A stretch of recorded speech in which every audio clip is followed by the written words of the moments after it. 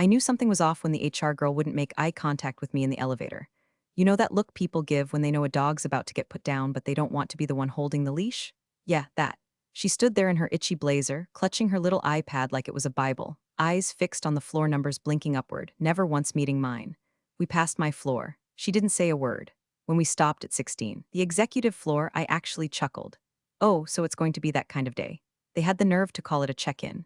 Room B2, same room we use for onboarding interns and those corporate training sessions where a PowerPoint tells you not to embezzle or stab your coworkers. The door was already cracked open. I walked in and there he was, sitting smug with his ankle on his knee like he'd just invented logistics, Marcus Vale, the new VP of strategy who probably couldn't spell fiduciary without autocorrect. Fresh from some acquisition in Texas, brought in to modernize Lexridge. His only real accomplishment so far was swapping the coffee brand in the break room to some sludge he claimed was artisanal. HR's head of people, Laura, was sitting beside him, her smile as tight as the ponytail strangling the last of her hope. She gestured to the chair like I was some contestant on The Price is Right. I sat. Karen Marcus started, tone syrupy like this was going to end with a hug. Thanks for coming in on short notice. I didn't say a word, just nodded. I already knew. I've seen enough vultures circling a body to know when it's my turn on the slab. We've been doing some organizational restructuring, Laura jumped in, and unfortunately, your position is being eliminated. Effective immediately. She pushed a folder toward me, glossy with the company's new navy and gray logo. Inside was a severance package, 3 months' pay, contingent on signing a non-disparagement clause. I smiled, a soft, unreadable smile, the kind that made Marcus shift slightly in his chair. Now, if you've made it this far and you're enjoying the tale of corporate stupidity unfolding here, do me one favor. Tap that like button and hit subscribe. 90% of y'all listen to these stories without subscribing, and it really helps the team keep spinning these delicious little webs of revenge. Plus, I promise it only gets juicier from here. Anyway, back to my polite execution. Marcus went on to explain how the company was evolving, how they valued my contributions, how this was nothing personal. Which, by the way, is the corporate version of it's not you. It's me before they ghost you and start dating your intern. The man had the audacity to say I should be proud of my legacy. He used that word legacy like I was some retired quarterback or an old family dog they were shipping off to a farm upstate. I didn't flinch. I didn't cry. I just nodded along and signed where they asked me to. That smile never left my face. They had no idea, no clue that just last quarter I'd revised the compliance matrix for all federal contracts. No clue that Clause 14.2b, the one I personally redlined after legal skipped their own damn review, explicitly required my signature on any logistics contract exceeding $250 million. And tomorrow was the finalization meeting for a $500 million government defense logistics contract. $500 million, my signature. Legally required. Not optional, not symbolic. Required. They didn't read the clause. Hell, I doubt Marcus even knew we had clauses. They handed me a cardboard box, told me security would escort me down. And just like that, 20 years of institutional memory was reduced to a half-hearted handshake and a parking validation sticker. As I left the room, Marcus stood and said, "No hard feelings, yeah?" I turned to him, still smiling, and said, "None at all." But inside, oh, sweetheart, I was already rewriting his exit memo in my head. The walk back to my office felt like a funeral march, only I wasn't the one in the casket. That would come later, for Marcus. Behind me, I could hear the stiff footsteps of a junior HR rep whose name I didn't know and didn't care to learn. Poor kid was probably 2 months out of college and still thought workplace betrayal came with warning signs. She kept glancing around like I was about to go postal with a letter opener, as if I hadn't already made peace with this 4 chess moves ago. I passed the product team's pod first. Jenna looked up, mouth slightly open, one hand frozen mid-type. Then Dev, who literally pulled his headphones off like he misheard the world. I offered a half smile and kept moving. No grand speech, no paper-throwing tantrum, just the sound of my heels echoing across the floor and the sudden hush that followed me like a ghost through the bullpen. My nameplate still read Karen S., Langford VP Compliance and Contract Strategy. Been bolted to that frosted glass wall for a decade. I paused to look at it. 2 decades at Lexridge, 10M and a deals, 4 international expansions, 7 different CEOs, and now I was being escorted out like I'd stolen staplers and secrets. I walked in, turned to the HR shadow behind me and said, "I'll only need 10 minutes." She nodded like she'd practiced it in the mirror that morning. Inside, the office still smelled like the jasmine diffuser I kept hidden behind the bookshelves. HR had banned personal scents after someone's boyfriend had a lavender allergy. I sat down at my desk and opened my laptop, which they hadn't remembered to deactivate yet. Amateurs. Absolute amateurs.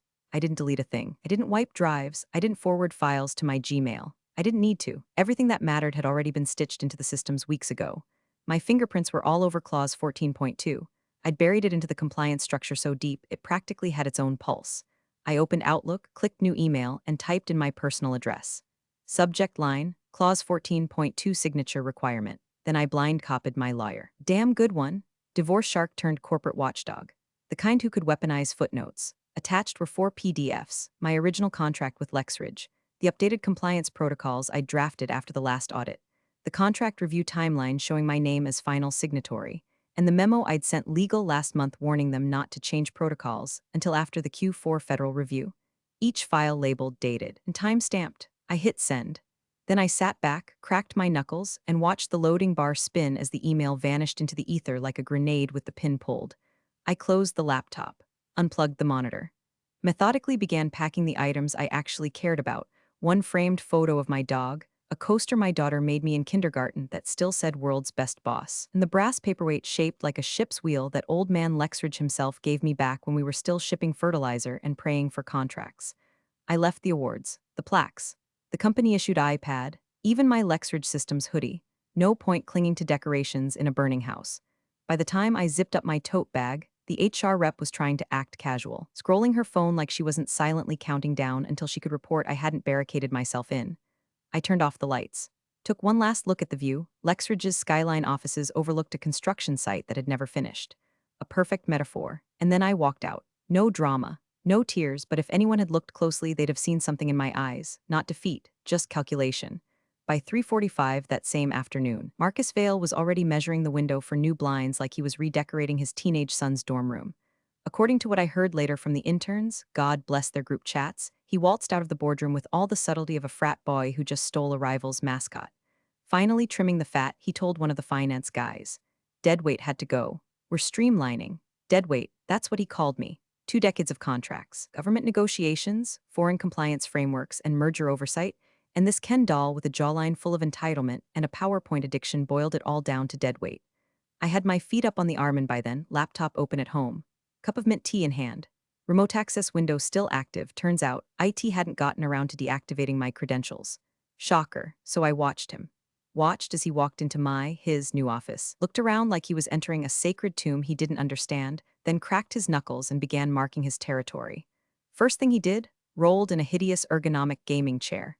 Neon green, looked like a transformer vomited on it. He dumped my brown leather one, the one with the lumbar support I had custom fitted after the 2012 Compliance Summit, into the hallway like it was covered in lice. Then the nameplate, unscrewed mine with a Swiss Army knife and slapped on a plastic one that said Marcus Vale VP Strategy. He didn't even center it. I clicked into the security dashboard, still had clearance, still had access. Watched the name change populate across the directory. Saw the new voicemail greeting uploaded. "Hey, this is Marcus Vale, VP of Strategy here at Lexridge Systems. If you're calling about compliance, legal, or contract execution, we're working on a new direction. Leave a message. New direction. Right." I checked the change logs. He hadn't even looked at the project queue. Hadn't opened the federal review schedule. Wasn't even in the shared compliance folders. But he had requested a meeting with facilities to refresh the energy in the executive wing. By refresh, he meant repaint the walls a shade called Victory Beige. You can't make this crap up. I watched him adjust the lighting in the room. He preferred blue-toned LEDs naturally and unbox a series of sports memorabilia frames. Football jerseys, some signed bat, a framed quote that said, "Disrupt or die." The man ran on LinkedIn fumes. I sat there, watching it all through my remote view, chewing the corner of a biscotti and letting the sarcasm boil slowly under my ribcage. The office that Karen built was now a monument to mediocrity. My bookshelf had held law volumes, procurement manuals, and a signed copy of the government contract clause book I co-wrote in 2017.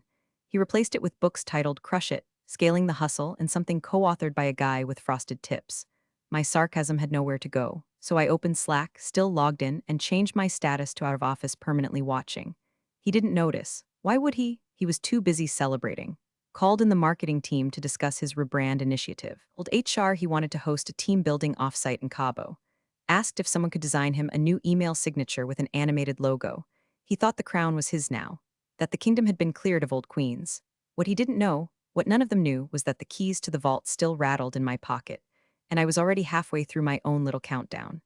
My lawyer, Alyssa Duval, called me from a rooftop bar somewhere in downtown Cleveland. I could hear the jazz music behind her muted chatter, clinking glasses.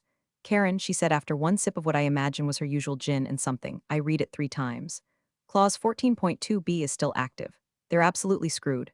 I leaned back in my patio chair, legs crossed, dog curled at my feet, and smiled into the dusk.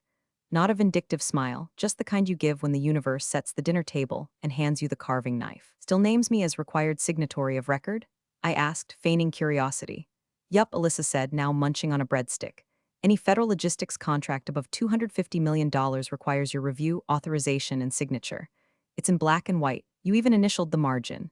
They can't touch the contract without you, Karen. You're the keystone. Keystone. God, I loved lawyers with a flair for drama. I pulled up the federal contract schedule on my tablet. There it was, clear as daylight. Project 764A, Defense Logistics Supply Optimization. Value $503.7 million. Final review meeting tomorrow, 10:30 a.m. Executive Conference Room, Lexridge HQ. I could picture it already. The long glass table. The stiff suits from the Department of Defense. The color-coded binders. Marcus Vale sitting at the head like a peacock in heat, convinced he'd close the biggest deal of the quarter before lunchtime. Without me, not a chance in hell. See, the contract wasn't just numbers and terms. It was layered with federal compliance stipulations, licensing checkpoints, and risk mitigation clauses I personally engineered after a 2018 audit disaster nearly cost Lexridge its clearance. It was my blueprint. I built the damn scaffolding it stood on, and according to Appendix G, which I had bookmarked on page 87, any change in signatory required a 60-day vetting period and a federal background check.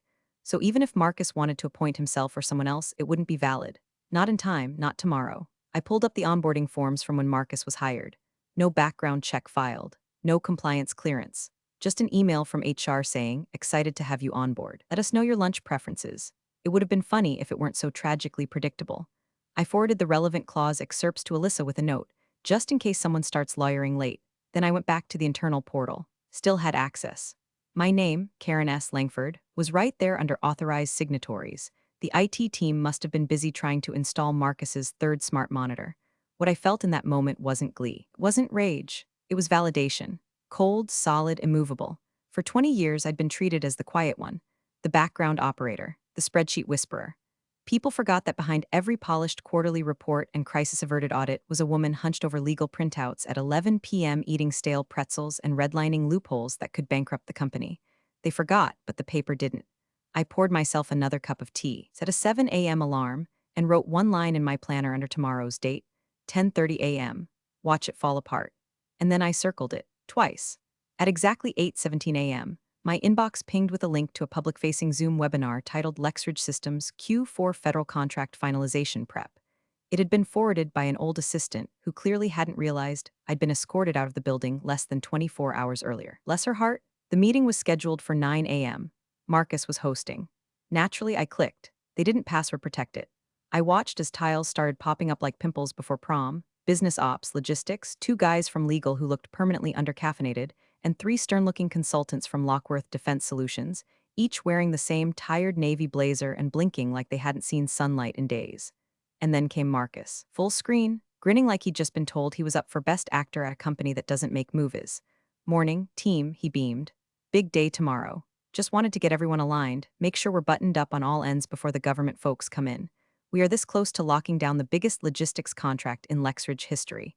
He gave them a double thumbs up like he was hosting a third-grade talent show. No one asked where I was. Not a single "where's Karen?" Not even a polite head tilt in the shape of my name. I watched as he clicked through a PowerPoint that wasn't even in compliance format. Half the footnotes were cut off. He flipped through budget tables, vendor breakdowns, and key performance indexes like he was speed dating the data.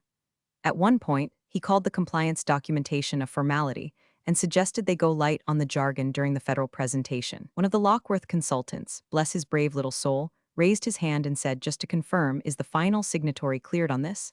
Marcus didn't even blink. Yeah, I've got it handled, he said, with the confidence of a man who thinks procurement protocol is a coffee blend. I clicked over to the clause list again. Paragraph 7 of Appendix D, required signatory, Karen S. Langford. No substitutions allowed without 60-day federal preclearance. I sipped my coffee and stared at his smug little Zoom square. Legal, to their credit, did try to bring up something about clearance requirements. I saw the hesitation in Tim's face. He's one of the old-school contract lawyers who actually reads beyond the executive summary. But before he could finish his sentence, Marcus cut him off. I'll loop in compliance if needed. Let's not waste energy on red tape. We've got momentum here. Momentum. That was the word he used. Like this was some text pitch in a barn somewhere, and not a binding government deal that could tank a company's federal standing. The call ended at 9:46 a.m. Marcus clapped his hands at the camera and said, "Let's land this plane tomorrow, people." I closed the tab and stared at the blank screen. You ever watch someone cook a beautiful meal using drain cleaner instead of olive oil? That's what this was. They were seasoning the destruction with ego and garnishing it with oversight. Legal hadn't even reviewed the clause yet. No one had read my memos. No one had rechecked the authorization hierarchy. They were flying blind, high on buzzwords and scented candles from the VP's office. I sat back and whispered to no one, let them cook. Because tomorrow, when the government reps walked into that boardroom looking for the one signature that could legally greenlight $500 million and realized it was missing, well, that kitchen's gonna catch fire. By noon, the documents were hot off the printer, thick stacks of contract binders with those telltale red signature flags poking out like lipstick smears on a crime scene. One for Lexridge, one for Lockworth, one for the Department of Defense.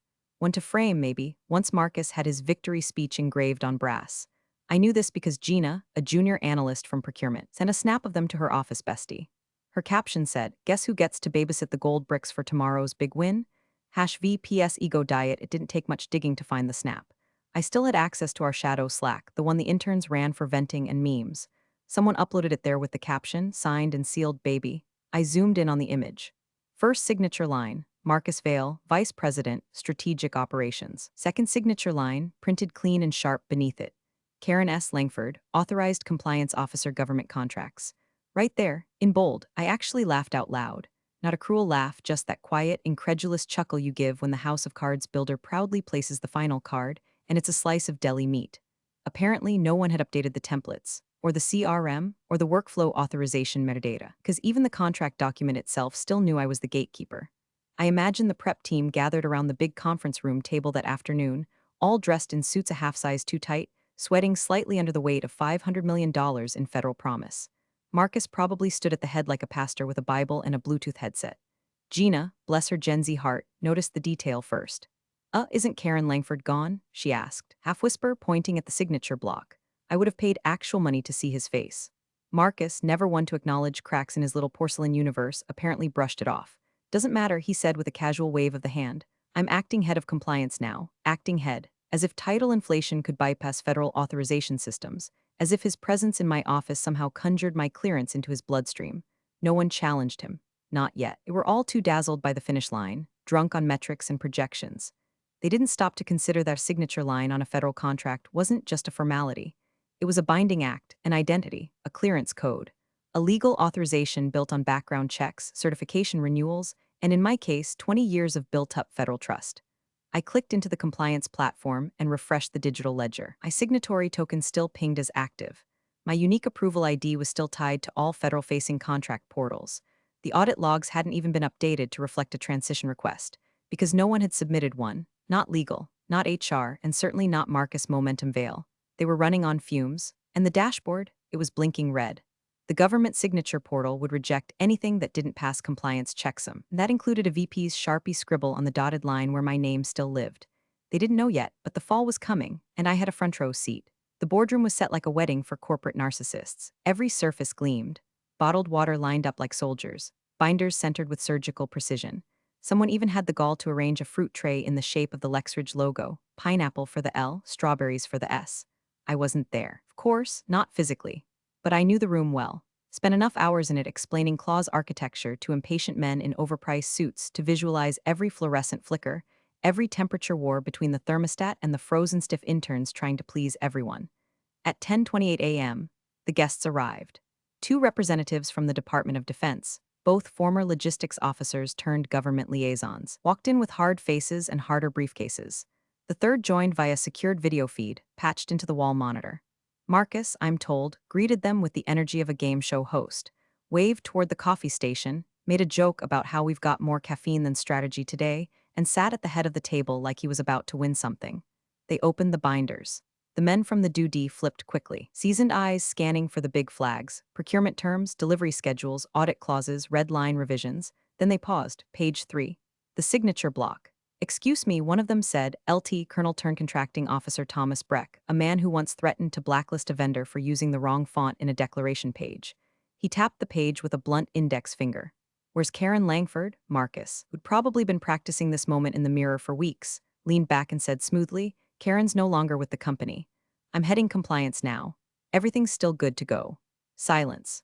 Thomas didn't blink. Just flipped the binder to Appendix D, found paragraph 7, and read aloud. All federal contracts exceeding $250 million require signatory execution by the authorized compliance officer listed in Appendix F. Substitution or delegation of this role is not permitted without 60-day notice and federal clearance approval. He closed the binder. Then this is canceled. That's when the oxygen got sucked out of the room. I imagine Marcus blinked twice, the way dumb men do when their internal operating system hits a logic error. He probably looked at legal, Tim or Ashley or whoever was dumb enough to sit closest, and waited for one of them to bail him out. But they didn't, because they just realized it too. I know this because at exactly 10:35 a.m., an internal message lit up the compliance channel like a Christmas tree on fire. Did anyone actually review 14.2b before terminating Karen?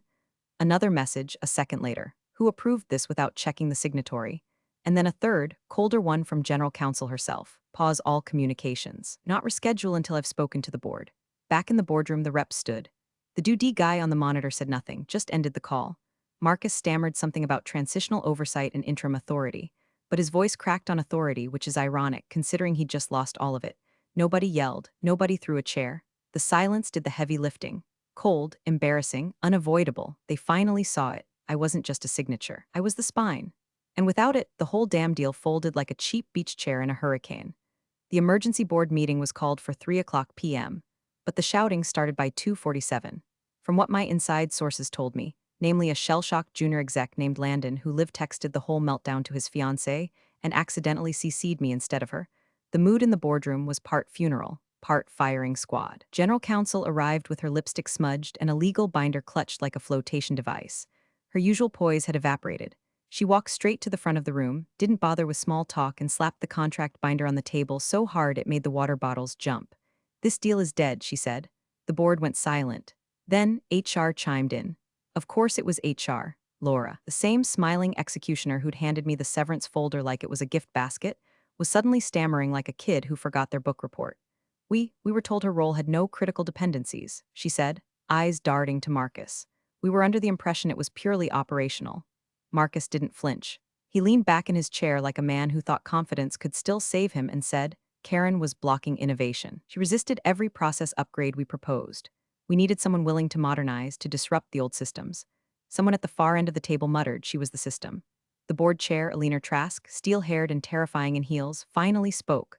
"Why didn't you read the clause?" That sentence landed like a guillotine. No one answered. General Counsel slowly sat down, her voice suddenly quiet. She was the only one authorized for federal clearance, she said. Background check took 6 months. Renewal every 2 years. Security review every audit. She was in the loop with DOD, DHS, and Treasury. No one else was even listed in the system yet. Another board member asked, so she knew. General Counsel nodded. Oh, she absolutely knew. Alina turned to Marcus. "And you fired her?" Marcus straightened his tie and attempted one last Hail Mary. "I was told she was obstructive, set in her ways, hard to work with." At that, someone down the table actually laughed. Not a full laugh, just a sharp, stunned puff of air. Because everyone in that room knew what had just happened. They'd traded a vault for a vending machine. One board member asked how soon the contract could be salvaged. General Counsel said it would take weeks, maybe months, to get someone else cleared, and that was if the DOD didn't blacklist Lexridge from future bids due to procedural failure. "Do you realize," she said, "they lost $500 million because someone wanted a different office chair?" No one spoke after that. Marcus went pale, HR went quiet, and Alina just stared at the binder in front of her like it was a loaded gun someone forgot to lock. What I felt wasn't joy. It wasn't even anger anymore. It was justice, ice-cold and patient. The kind that doesn't need applause. The kind that walks barefoot through the wreckage and lets the silence explain everything. They didn't need me in that room. I'd already written the final sentence. I never walked back into that building. Didn't need to. The next day, while they were still combing through the ashes of their own arrogance, my lawyer, Alyssa, walked in wearing dark glasses and a silk scarf like a villain from an old courtroom drama. She didn't smile, didn't blink, didn't ask for water. Just placed a single envelope on the boardroom table and said, "This is Miss Langford's invoice." Inside, 3 pages. Page 1, formal notice of her availability for emergency consulting services.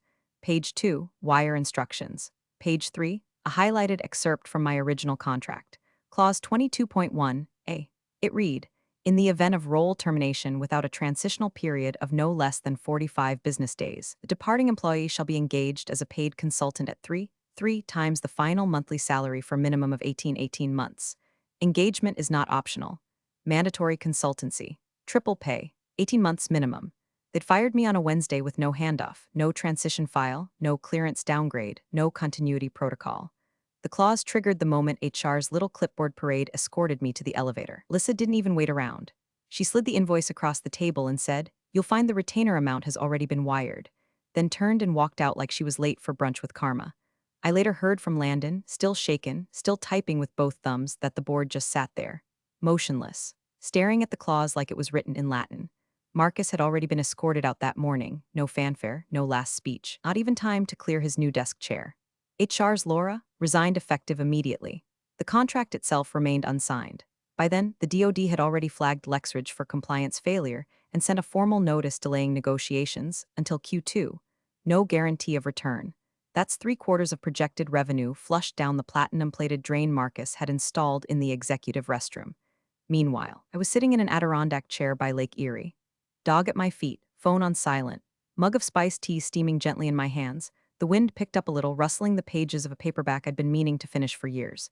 My bank app pinged softly. Retainer received, 18 months, triple rate, no office politics, no Marcus, just me, my piece, and a paper trail so tight it could strangle a CFO. They handed me a box. I handed them a clause, and I know which one weighed more. You're the real MVPs of the office jungle. Thanks for watching.